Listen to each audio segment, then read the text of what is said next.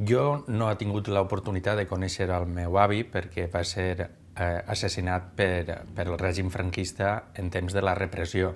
Per tant, tota la informació que vaig a donar-vos és el que jo he pogut escoltar de la meva família quan m'han parlat de Monguelo.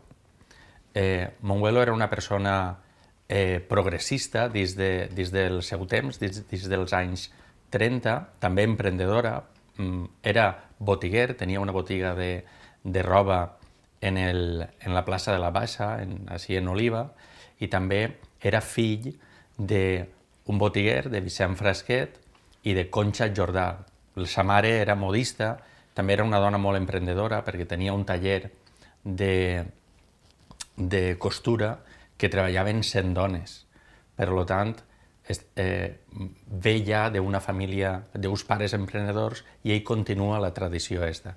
Obre una botiga en Oliva i era una persona també molt dinàmica i dins de la seva època d'aquest 30% de la societat que sabia llegir i escriure. Era una persona culta també.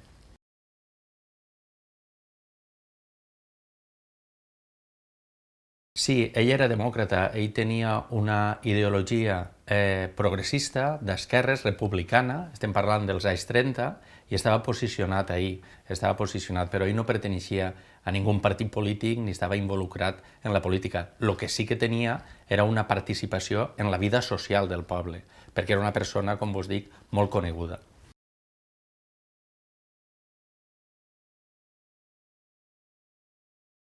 Sí, el seu germà era advocat i sí que estava més participant en les accions polítiques d'aquella època.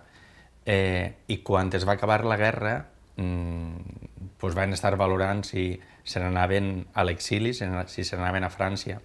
I Monguelo li va dir que ell no havia participat en la guerra, que es portava bé en totes les parts i que no se n'anava, o sigui, es va quedar. Per tant, això li va costar la vida, perquè al cap d'uns dies de passar això van vindre a casa, el van detindre i ja no va tornar. Se'n va en els dies previs de quan va acabar la guerra, en uns moments de molta revolta, i se'n va anar a França, es va exiliar a França. Va agarrar un barco, crec que des d'Alacant, i se'n va anar a França.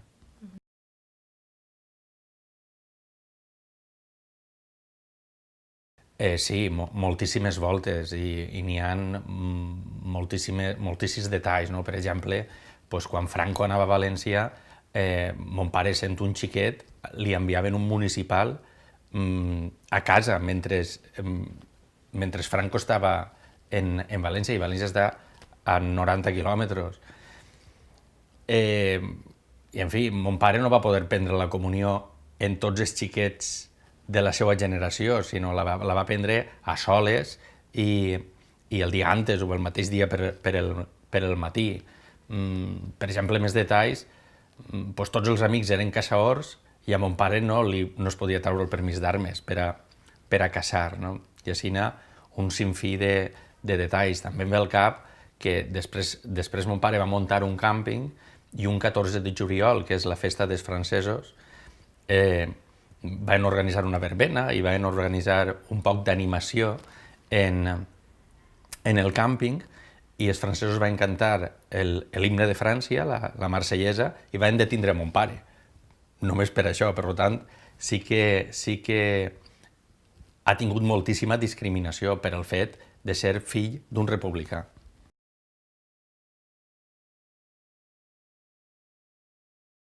Al llarg de molts anys no s'ha pogut anar a veure les fosses per por, perquè estàvem en un estat de terror. Per tant, teníem por, la família tenia por. S'ha anat a visitar-lo en el franquisme, però ja en els anys 60. A partir d'ahir s'anava d'una forma molt discreta. Estem parlant que estava en plena dictadura i qualsevol cosa el podia portar problemes. Després, quan ja es va morir Franco, sí que sé que els familiars de més gent que estava allí enterrada en les fosses es van posar en contacte per fer allí un xicotet monument per a commemorar-los, per dignificar un poc el seu honor, no? I quan es van ajuntar, van iniciar una derrama, no sé si van ser 500 pessetes de l'època o 1.000 pessetes per a fer el monument, i als pocs dies de fer-lo els fascistes el van ametrallar. O sigui que dono-se compte que aquest estat d'injustícia i de por s'ha mantès fins a fa 4 dies.